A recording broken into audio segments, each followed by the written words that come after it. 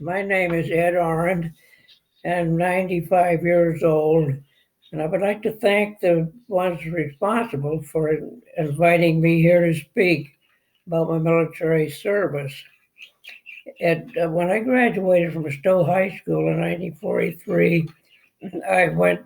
I was too young to be drafted because I was only 17, but I did uh, go down and enlist or be drafted in November of 1943.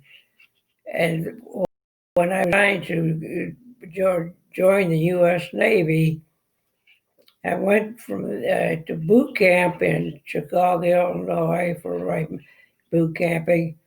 And after that, I went to a radio school in Bedford, Pennsylvania to learn to send and receive Morse code. And this consisted of sending messages consisted of dots and dashes. And went from there, I went aboard the ship of the USS Card CV-11 in August of that year. And we was based out of Norfolk, Virginia. When we would go to sea for our duty, our mission was to search and destroy enemy submarines of the German Navy. And we had our escort carriers that traveled with us. We were a unit of my carrier and the three escorts, one to the starboard side, one to the port, and one would be in the rear.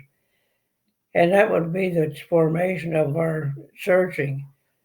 And during the flight operations and general quarters, the aircraft would, if we had contact with the enemy, the airplanes would get up on the flight deck and they would take off and go searching for the submarines, and we would continue to either destroy it or it would get us escape.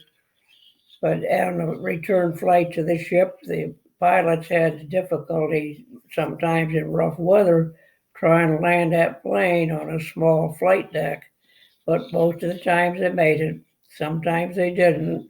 And our destroyer from the back rear would come up and rescue them. And while I was in the Atlantic, I was in several ports. We were in the Liverpool, England, the Azore Islands, Casablanca, Morocco, Guantanamo Bay, Cuba, and the Bermuda Islands.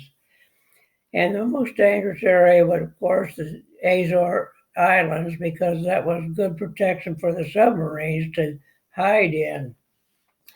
But after serving in there for several months, and we were transferred over to assigned to the Pacific Ocean. And in the Pacific Ocean, we served in the Hawaiian Islands, Hickam Field, Pearl Harbor, Marshall Island, Inuitak, Mariana Islands, Guam, and the Philippines.